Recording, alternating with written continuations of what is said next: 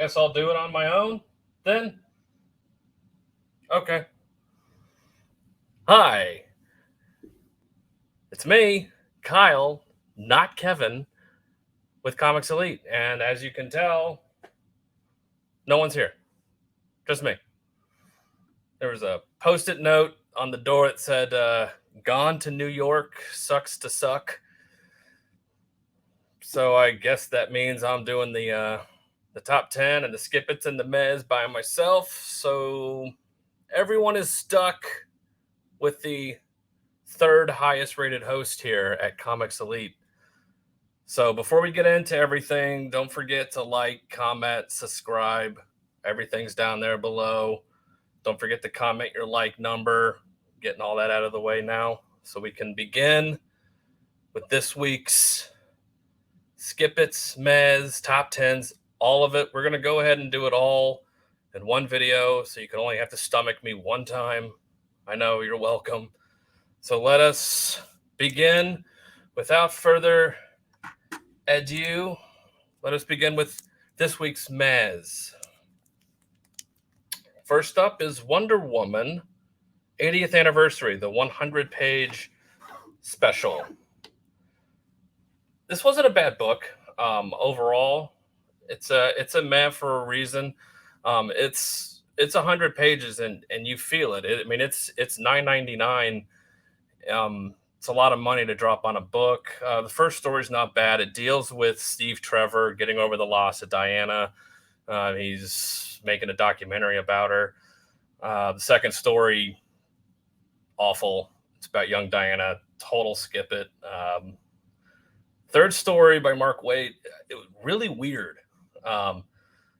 It was just dealing with how amazing and wonderful and awesome and great and powerful Wonder Woman is, and about how everybody comes to her with their problems and she has to solve everybody's problems, and then she gets mad about it.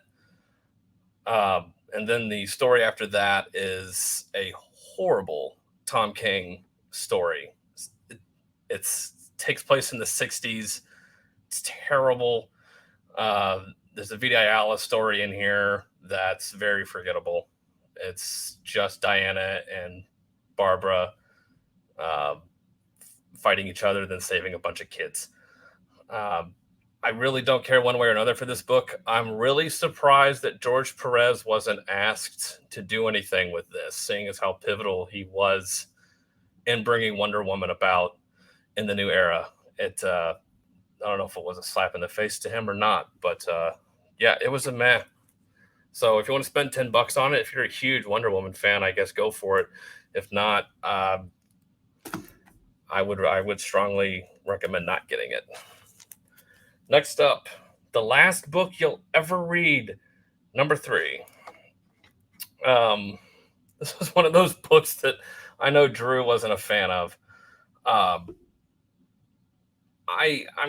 Sean liked it and Drew didn't like it, so I guess is why there's 3 of us on this program sometimes. It's because you get 3 different perspectives. I'm kind of somewhere in the middle. I didn't hate it, but I can see both sides. Like, there's a good story in here, and I think Drew's right, and the good story is the movie In the Mouth of Madness. I get a lot of that in this book. It's just missing something, and in this issue specifically, there are panels to where action is happening, and then in the next panel, it cuts to characters being in a different location, and I don't quite know how they got where they were when it relates to the story. It's just kind of like, oh, jump cut. Okay, I guess that makes sense in this story. I still had fun with it. There is still something there. I can see why people are like, oh, she's just a millennial whiner and she's so great and wonderful writing this book. There's some of that, and if you want to read that into it, you can, but I still think it's a pretty decent story. It's still scary, still creepy. I still think there's something there. There's something there. So if you've enjoyed it, I would continue reading it. But as far as it being a meh, I mean, it's It's okay. It's not bad. Next up, Hellions, number 16, Juiceco variant. I know. I love the Juiceco variants, especially this one, the Psylocke. I mean, this was like, I think I had my first boy girl thing, and I think it was with this card specifically. These X spinoffs, uh, I've been on the record. I'm not Drew. The last issue thought it was okay. He liked it. The Mister Sinister clone stuff. I mean, it's just a little out there. Um, but this issue, it's a man. The fact that there are stakes, there are consequences to what happened on Hell in Murder World, and the Hellions may be done after this issue. Where's Psylocke gonna go after this? Uh, the nanny character, I find incredibly annoying. I don't get it. There's some ramifications for that character. If you're a big fan, then you're gonna love this issue. If not, it's a man. The fact that there are actual consequences to what has happened, and I'm kind of curious to see where it goes from here. Hence why it's a meh for me. Next up, Zombie Tramp, 82. Not many of you are wondering, why would you read a Zombie Tramp book? That's a very good question. Mainly because it was just me on the show, and I needed to fill time. Um, I wouldn't blame you if you didn't read it, but these stories are just schlocky fun. They're just schlock. If you just want to turn your brain off and just be like, I just want to read a stupid story about a chick who's a zombie who has an amulet that makes her travel through time, and then this one she ends up going into, she can't go back in time or travel through time, but then she goes into like the plot of a movie, and then she's stuck in that world. And it's like, oh, okay, sure, why not? Sounds like fun. So it's dumb fun, and you could do much worse. So they are what they are. I had fun with it. Next up for the meh is Defenders number 3. Um, the I know Drew and Sean did not like this, and I can completely see why. I know, like, this deals with different cosmoses and trying to find this Carlos Ota guy. He's being held hostage by, we find out, to be a Cthulhu looking monster, Moradun. And this story is told primarily through the perspective of Harpy, who is Betty Banner. She got resurrected through the green door. It's a very trippy issue, and um, I've never been a big Defenders fan. Um, there, there is a cringe line of dialogue in this issue dealing with pronoun usage, and it's just whatever.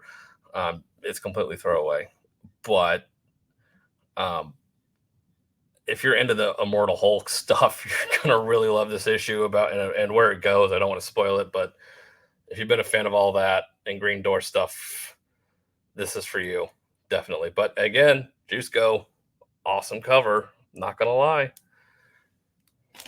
Next up for the MEHS, Deadpool, Black, White, and Blood. It's a meh. Um, it's a meh struggling for the fact that one of the 3 stories is fun. The middle story is called The Bet by Frank Thierry. Takashi Okanaki on the art is awesome. That that's center story revolves around Bullseye and Deadpool both contracted to kill a guy. And then they have to go through different rooms and they fight different things along the way in order to get this guy. And what ensues is pretty funny. And how it ends, I wasn't the biggest fan of how it ended, but the story leading up to that was awesome. Um, The other two stories are very lame. The first one has to deal with a penguin and nuns, roll snare drum. Like, if, yeah, we get it. Haha. And then the last story, the art's terrible and it's basically pointless. But that middle story, there's something there. Hence why I do give it a mad, because it was a fun story to read. Moving right along. Eternals, Celestia, number one. I, I took some notes and I wrote down, I feel like this comic is trying to make me hate it. This is the most meh comic I think I've ever read. It's a whiny eternal with a crisis of religion. And I wrote down, I had to, there is, so then they go, Ajax and I forget the other Eternal, they go on a quote unquote pilgrimage to try to find the celestial and what it means to not have a god tell you what to do, blah, blah, blah. They go on a pilgrimage. And of course, there's a panel where they're walking to what looks like the southern border of the United States. And of course, they had to blow a hole through the border wall. Of course. So, yeah, that's that. I know Sean loves the Eternal stuff. I I try to, but I feel like they also try to get me to hate it. Hence why it's a meh. It's like you're really trying to make these characters more relatable by not making them relatable. I don't know the point. So I squeak it by a meh because the art is actually pretty good. So I do gotta give him that. The art is pretty good. Coming up next. Oh yeah, Captain Marvel 33. This right before I hit record, this could have been a top 10. And I'm shocked that I'm saying that about a Captain Marvel book. And I know Drew feels the same way. Um, I've been surprised. The art by Sergio Davalia is great. The story is exciting. There's some awesome fights. There's twists in this I didn't expect. The ending is holy shit. Um, I really want to keep reading this book. The only thing I hate in this is Kamala Khan. I hate Kamala Khan. She's annoying. She's a terrible character. I don't get it. She needs to not be here. You take her out of this book, it is a solid top 10 book, hands down. It's just a shame that she has to be on it and in it. Um, Aside from that, it could be a top 10 book this week, and I can't believe I'm saying that. And the last meh for me is, Are You Afraid of Dark Side? It's the one shot this week. Again, um, it's $9.99. It's an expensive book. Um, with Halloween coming up, some of the stories are okay. I'd say it's definitely a kid's book. It's not bad. The first story involves Darkseid and Bloody Mary. It's pretty cool. It's a pretty good story. It started losing gas by the middle of this book. There's a decent Green Lantern story in there involving John Stewart and his crisis of conscience, I guess. Um, the rest are just kind of forgettable. Again, it's a $10 book. I put it as a mad because it's Are You Afraid of the Dark? I'm a big fan of Are You Afraid of the Dark? Born in the '80s, child of the '90s. I mean, this was right up my wheelhouse, and it had a very Are You Afraid of the Dark theme to it. It's all the Teen Titans sitting around telling ghost stories, and some of them are better than others, like a typical Are You Afraid of the Dark? So that's why it's a meh. So those were the mehs this week. Now we're on to the skip hits. The dreaded skip hits. First one, Excalibur 24. Um, I don't know what the hell this is supposed to be.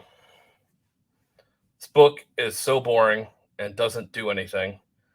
Um, and why does everybody in the X universe, X sphere, have to be on trial? Why does everybody have to be on trial for something?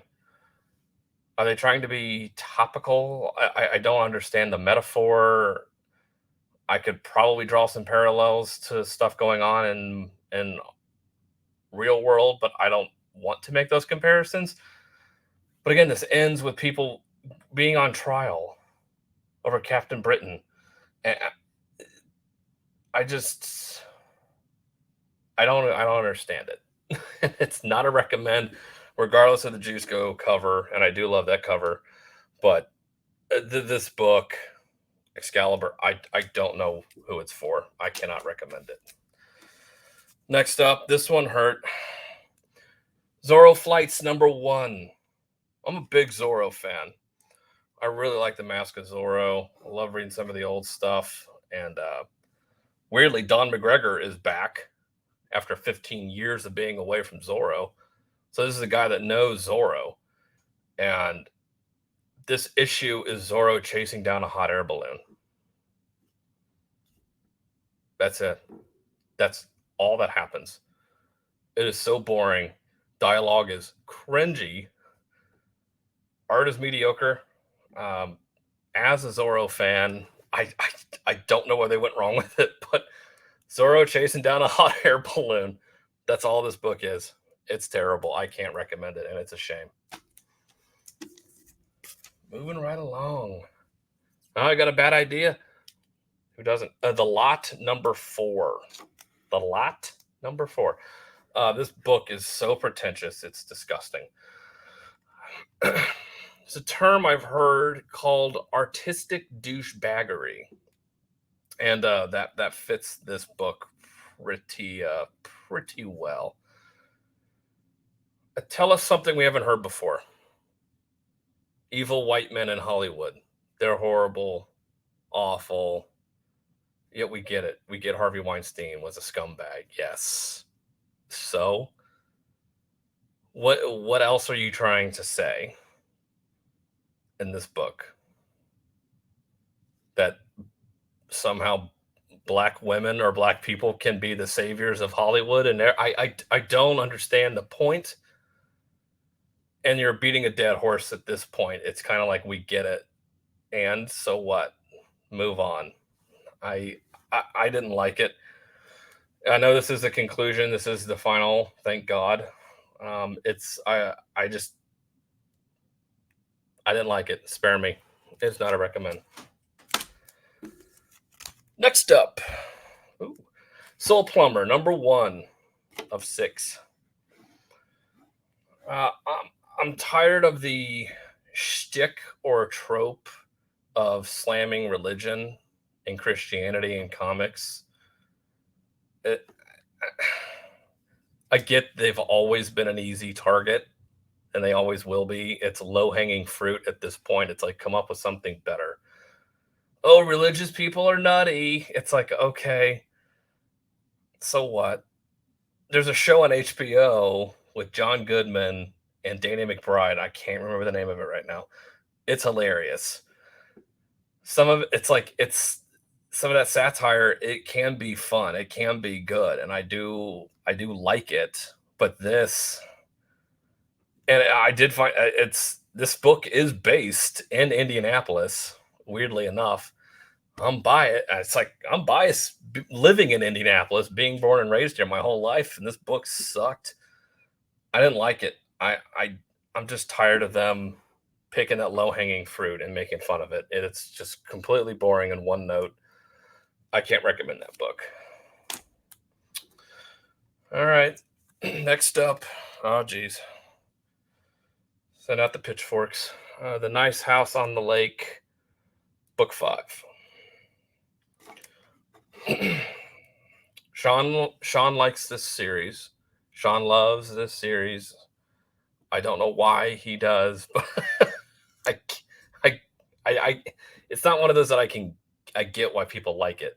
All these characters are insufferable and terrible.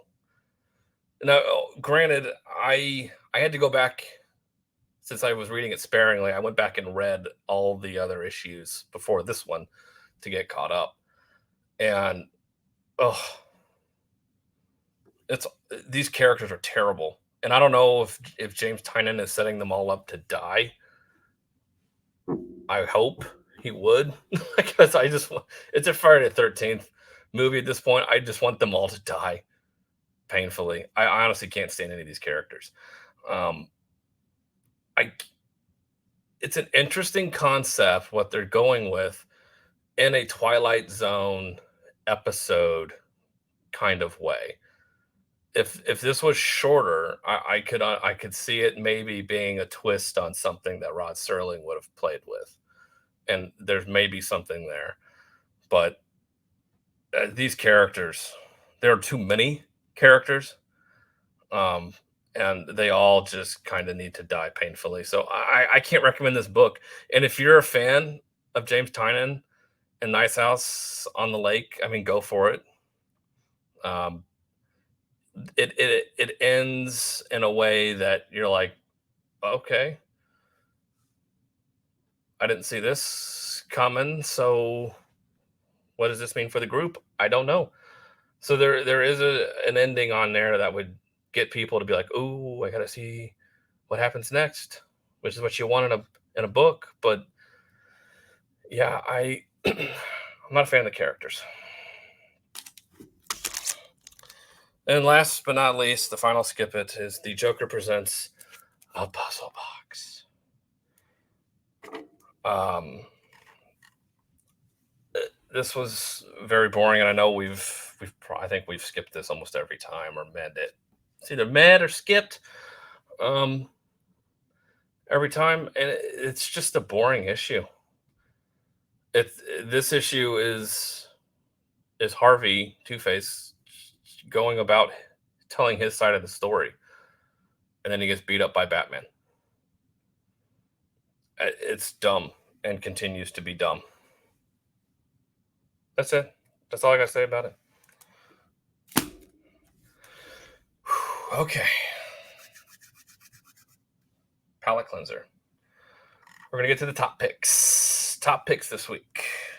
There's some good stuff. Again, some of the MEHS could have been in the top. I had a lot of fun reading this week. I got to go at my own pace.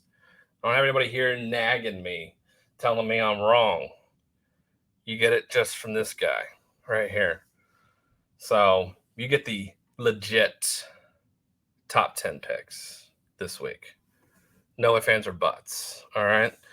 We're going to start with number 10, New Mutants 22. This, again, Captain Marvel could have been right in here. I was teetering. We finally get the Shadow King. And he's more than just on the cover. The parts of this issue with the New Mutants and the Shadow King are great. They're awesome. The dialogue is great. Shadow King is menacing. The rest of the story involving Scout, the character's stupid and dumb. I don't care about that. The art, unfortunately, it is like a poor man's Bill Sienkiewicz. This would have done a lot better with Bill Sienkiewicz or a different artist on it. But overall, I actually really liked it, and the stuff with the Shadow King talking to the New Mutants and everything was awesome. And so that's why it is definitely a top 10 pick. So for that alone, I would pick this up. Well worth it. So that is number 10. Number 10. Number 9. This was shocker. Willy's Wonderland number 1. The story is the continuation of the 2021 film starring the great Nick Cage. That came out in February, I believe, of this year. I didn't watch it. I I heard he doesn't even talk throughout the movie, or if he ever did. So the movie in this is based on a game called Five Nights at Freddy that came out in 2014, and this comic, from what I gathered after seeing some reviews and everything, is that uh, this is much better than the Nick Cage film, fortunately or unfortunately. Um, this comic gives us a glimpse into what possesses these animatronic monsters. I had fun reading it. It gets really creepy in parts of this when it cuts back in time and you see this character and you're like, who is this guy and why are we being shown it? And then you cut to another story involving this like high school female and you're like, who is this? And am I supposed to know who these characters are? And then at the end of the issue, you're like, oh, that's creepy as hell, and I want to know more.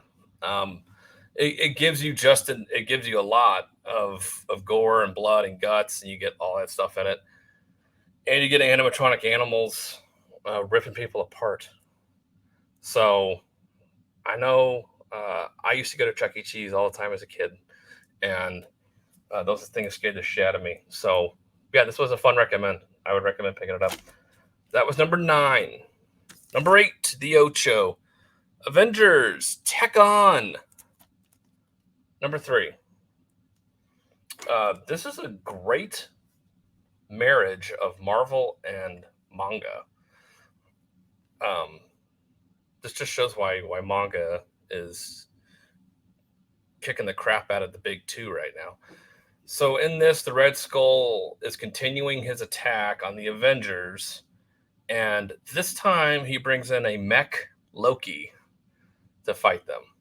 Um, it's Marvel semi embracing the manga culture, and it's clearly drawn like that. And the issue is just downright fun. I had a lot of fun reading this. It hit me right in my sweet spot because I was a big fan of Mighty Morphin Power Rangers growing up, and it's basically like that. Now, it can be at its detriment at the same time. It's like, okay, too much of a good thing? It could be. The jury's still out on that because this can get kind of boring really fast. It's the Power Rangers trope of, ooh, big monster. Oh, we can't fight it. Oh, let's call in something else. Ooh, we'll beat it. And then it's like, oh, okay, there's no one's in ever any danger ever because you always feel like they're going to come out of it. So I still a lot of fun. The art is great.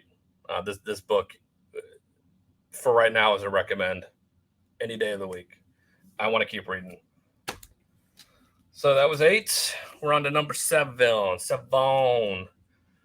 Dark Ages number 2. Now, this is an interesting book. I kind of liked the first one. Drew didn't like the first one. And I really don't like Tom Taylor as a writer. He's got a lot of issues. This issue was better than the first issue. Um, Granted, there are some cringe dialogue things involving climate change. Whatever. It's because there's fewer people and there's no technology and there's nothing in the world that somehow we're better off without having hospitals or anything running. But hey, that's great. I liked Apocalypse shows up in this issue, and how he shows up is awesome. I didn't see it coming. He was on the cover. I didn't pick it, but he's on the cover, and I forgot he was I forgot he was in the issue. And then when you turn the page, I was like, oh, I'm an idiot. There you go. I'm genuinely curious to see where the story goes. I really want to continue reading, and that alone gets it into the top 10 because it's a good story and because I want to continue reading it. And that to me is big. I know Sean has his keys, Drew has his verisimilitude, and mine is, can you get me coming back? And if you can get me coming back and continuing to get me invested into the characters, into the story, I'm invested and I want to keep reading, and that's a top pick for me. So moving on. It's number six. Number six, Arkham City, The Order of the World. Number one, and it's a 6-issue series. So DC getting some love. Wow. This book was a very interesting read. It wasn't going where I thought it was going to go. So this takes place. Arkham has been shut down. The Joker attack, A-Day, all that stuff has happened, and everyone in Arkham has either been found dead or escaped and is out on the loose, just out in Gotham. And so there's one doctor left. Jocasta Joy is the character. She's the main character of this story. And it's the GCPD using her expertise to hunt down some of these guys. Like, you get a really creepy rat catcher at one point. You get Mad Hatter, Professor Pig. And it's pretty creepy. It's pretty dark and twisted. And I keep bringing up the show Hannibal. I don't know why. It's a really good show. If you haven't watched the show Hannibal, I recommend watching it. It's kind of like that. She's kind of not quite like a Will Graham, but like something like that, where the GCPD are like, hey, we need your help. And you know these crazy people because you were psychoanalyzing them for so long and you have files on all of them. Please track them down before they kill everybody.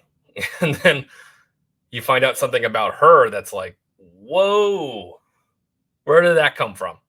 Who are you? And I have to say, this was a lot of fun. The artist, Danny, he's done Department of Truth issue and Superman Red, White, and Blue. I wasn't a biggest fan of his art on this book. I think his art is serviceable and his art's good, but I think this issue would have done better. It would have been definitely higher up on my list if you had somebody else do the art for it. But other than that, I thought it was a pretty creepy issue, and I would have to say it is a solid recommend for me.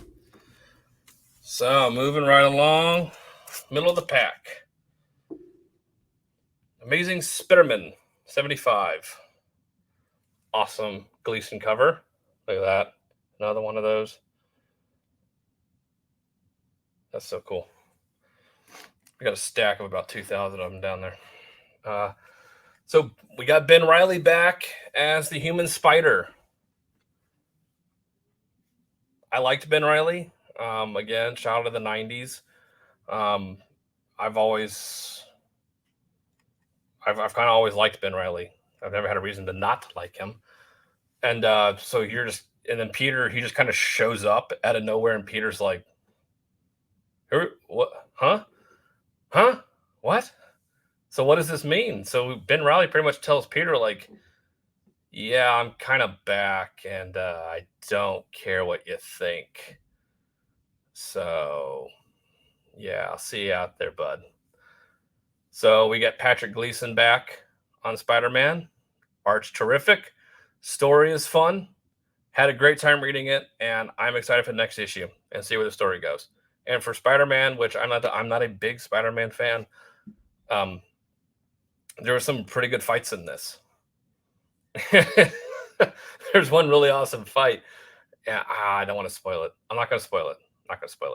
But there is a funny part in this where Ben Reilly and Pete team up to fight, and there's a pretty funny part that happens. I won't spoil it, but pick it up. It's a solid recommend this week. It's right in the middle of the pack for me. Number 5.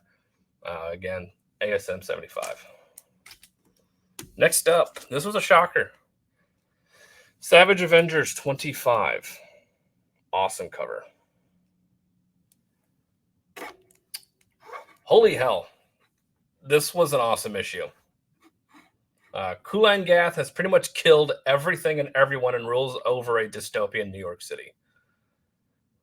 And if that doesn't get you enough, it's like you get Conan showing up in Doom's armor, and he has to team up with Kang to try and stop him.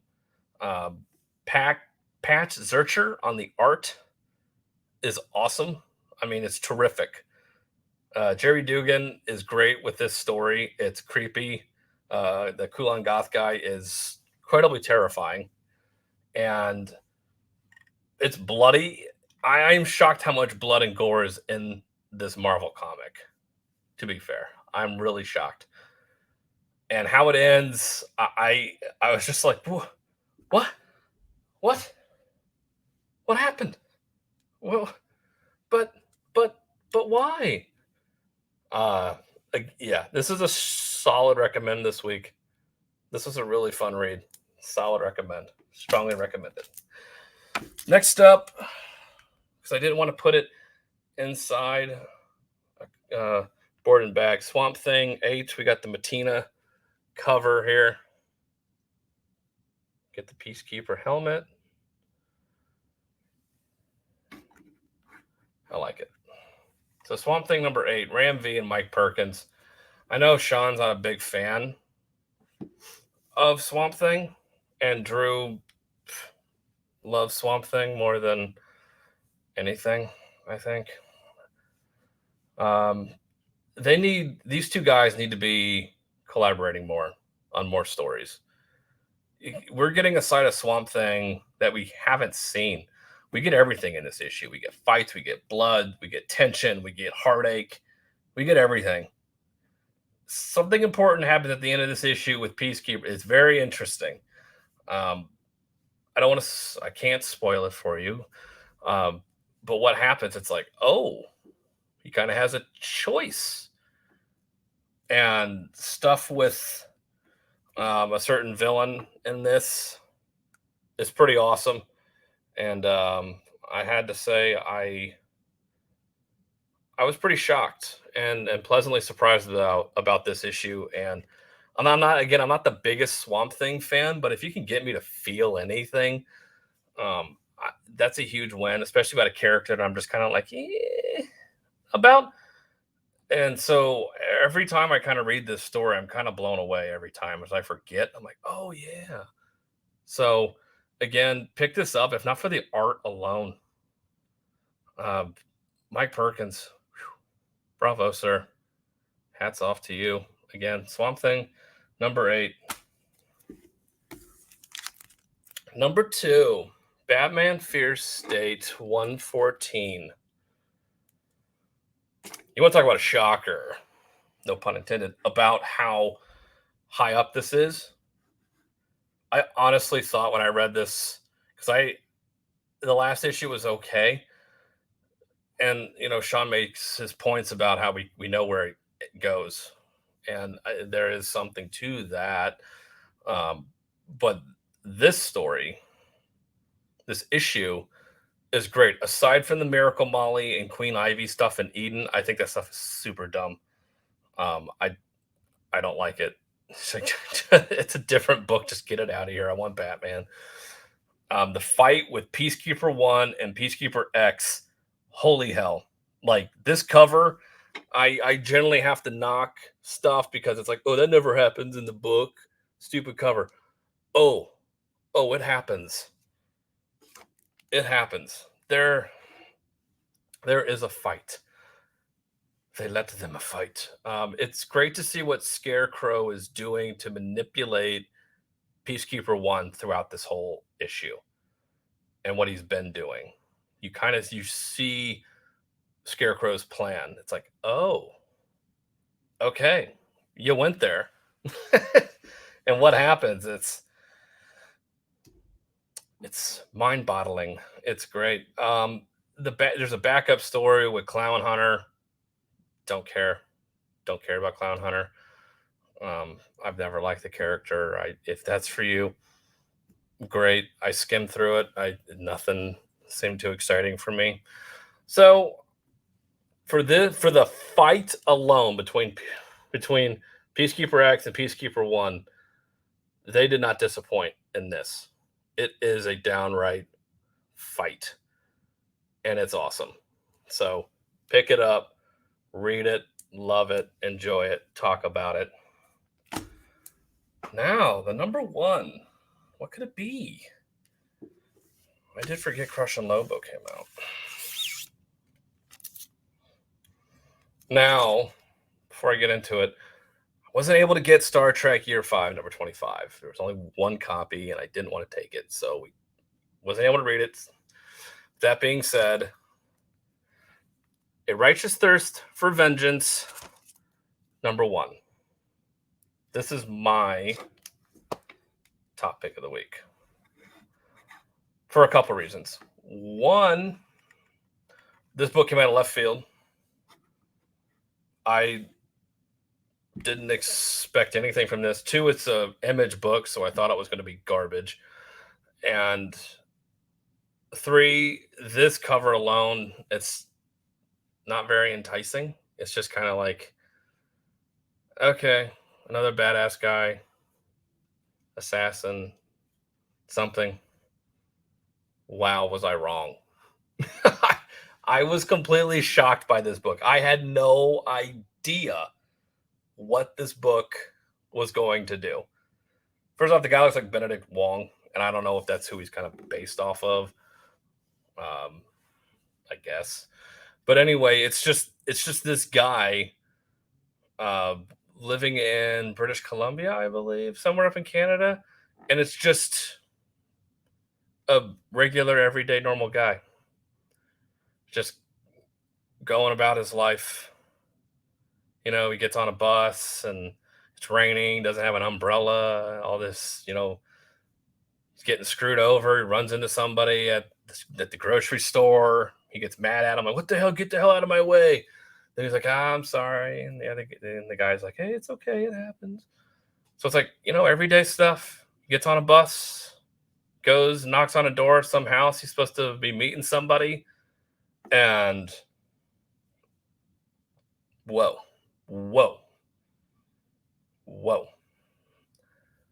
This book takes a sharp left turn, and it's just like I was speechless after I read it. I was just like, what's going on? Yeah, I was completely blown away by this. I'm super hooked, and I cannot wait for the next issue. So that alone makes it my top pick of the week. Well, that's it for this week. Sean and Drew and the whole CE team, other than me, is on their way to New York for something. They said something about it. I don't know, a convention, or I don't listen half the time. I guess there's some comic book convention thing going on in New York. Sean's got 15, 20 covers coming out. Yeah, I think that's it.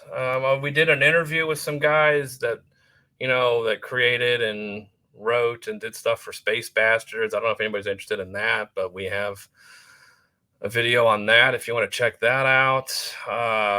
With the Halloween season, Drew and I just did a review of Halloween Night Dance. I spent way too much money on a trade paperback, and if you want to listen to our review, go find it. It was a fun time. With that being said, I think that's going to do her. Again, thank you for tuning in. I know it's a long video, but I wanted to do one with all of it so you didn't have to hear me longer. I know some of you probably, that one person out there probably wants that, but the needs of the many outweigh the needs of the few.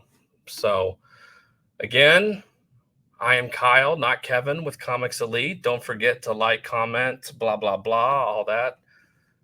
And we will see you again.